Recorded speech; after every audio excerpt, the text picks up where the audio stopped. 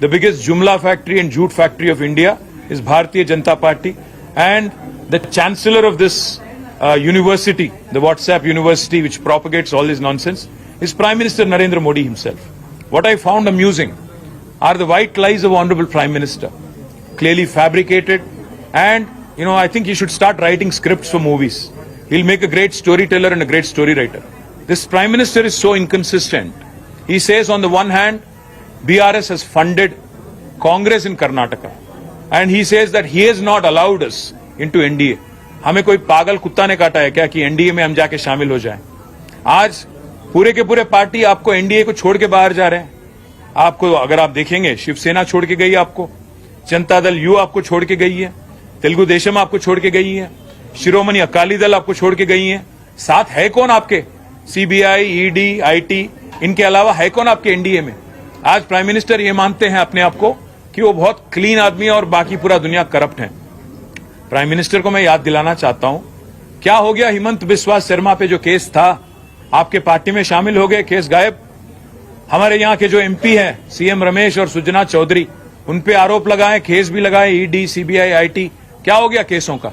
नारायण राणे पे केस क्या हो गया? ज्योतिरादित्य पे, सिंधिया पे जो केस थे, आपके साथ शामिल होने के बाद क्या हो गया?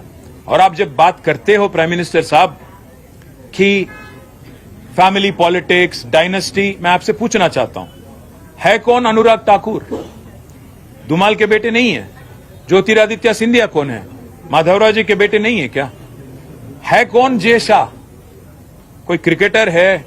कोई बहुत बड़े कोच हैं? कौन है जय शाह? क्या आपने उनको बीसीसीआई के जनरल सेक्रेटरी बना दिया? आप जब बात करते हो प्रधानमंत्री जी, सोच के संभल के करना, क्योंकि केसीआर फाइटर है, वो चीटर के साथ काम नहीं करते. केसीआर जी कभी भी जिंदगी में आप जैसे लीडरों के साथ, आप जैसे पार्टियों के साथ कोई समझौता नहीं करेंगे. हम पूरे विश्वास के साथ ये कहते हैं, हम कोई दिल्ली के गुलाम नहीं है, हम गुजरात के गुलाम नहीं है, दिल्ली के गुलाम नहीं है. हम तेलंगाना जनता के आशीर्वाद से आज तेलंगाना में 2 बार चुने गए. डेमोक्रेटिकली इलेक्टेड गवर्नमेंट हमारी है. अगर आपको लगता है कि आपके डराने से, आपके चिल्लाने से, आपका गला फाड़ फाड़ के बोलने से लोग यहां पे बहक जाएंगे और एक बहकावे में आएंगे, तो आपकी नादानी है. और एक बात भी मैं कहता हूं, उन्होंने ये भी कहा कि हमारे चीफ मिनिस्टर ने उनके पास जाके परमिशन लिया कि मुझे चीफ मिनिस्टर बनाना था. मैं प्रधानमंत्री जी को याद दिलाना चाहता हूं, अगर हमारी पार्टी की कोई फैसला अगर लेना है तो हमारे पार्टी के विधायक लेंगे, हमारे पार्टी के पॉलिट ब्यूरो लेंगी. आपसे नो ऑब्जेक्शन सर्टिफिकेट लेने की क्या नौबत आ पड़ी है?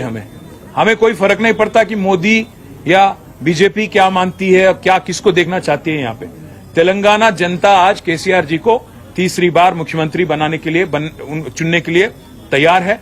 आप कितना भी गला फाड़ लें, कितना कुछ भी बोल लें और कितने भी झूठ बोल लें, जितने भी सफेद झूठ आप बोलें, आप कुछ भी नहीं कर पाएंगे. और मैं आज चैलेंज करता हूं बीजेपी को. पिछली बार जो चुनाव हुए थे तेलंगाना में 2018 में, आपके 105 विधानसभा के कैंडिडेट की डिपॉजिट जब्त हो गई, जमानत जब्त हो गई थी. मैं चैलेंज करता हूं, अगर दम है बीजेपी में, नड्डा में, अमित शाह में, नरेंद्र मोदी में और जितने भी और लीडर हैं, आइए. Tourist sir, welcome to Telangana. हमें कोई इतराज नहीं, आप आइए, गला फाड़ फाड़ के बोलिए, तेलंगाना जनता को समझाइए कि किया क्या आपने तेलंगाना के लिए पिछले 9 साल में. और कोई अगर वोट देना भी चाहे तो क्यों दें आपको. मैं चैलेंज करता हूं, पिछली बार 105 सीटों में आपकी जमानत जब्त हो गई थी, इस बार 110 सीटों में आपकी जमानत जब्त हो जाएगी. और इस बार आपको एक भी एमपी आपको तेलंगाना से नहीं मिलेगा, क्योंकि आप इतने झूठ बोल चुके हो, इतने कारनामे कर चुके हो. और सबसे अहम बात ये पूछना चाहता हूं प्राइम मिनिस्टर, आप ये मानते हो अपने आप को कि आप बहुत ही साफ इंसान हो, बहुत ही करप्ट क्लीन इंसान हो, तो आप क्यों मुखर गए? जेपीसी अदानी के मामले में जेपीसी से क्यों डरते हो? अदानी के मामले में एक बार भी प्रेस के आगे आके क्यों नहीं बोलते हो? जब श्रीलंका की गवर्नमेंट ने खुद कहा कि वो दबाव में उनको लाया गया, भारत सरकार की तरफ से प्राइम मिनिस्टर मोदी ने खुद श्रीलंका प्रेसिडेंट को बोला कि आपको एक 6000 करोड़ वाला कॉन्ट्रैक्ट अदानी को देना है. क्यों आप आज तक नहीं क्लैरिफाई करते हो? क्यों आप बोलते नहीं हो? हर किसी को डरा के, धमका के जो काम चलाने की तरीका आपने सीखा है, मैं प्रधानमंत्री जी आपसे कहता हूं, ये तेलंगाना में ना चलेगी. आपकी जितने भी यहां पे साजिशें हैं, आपकी जितने भी यहां पे कोशिशें हैं, सारे के सारे नाकाम रहेंगे.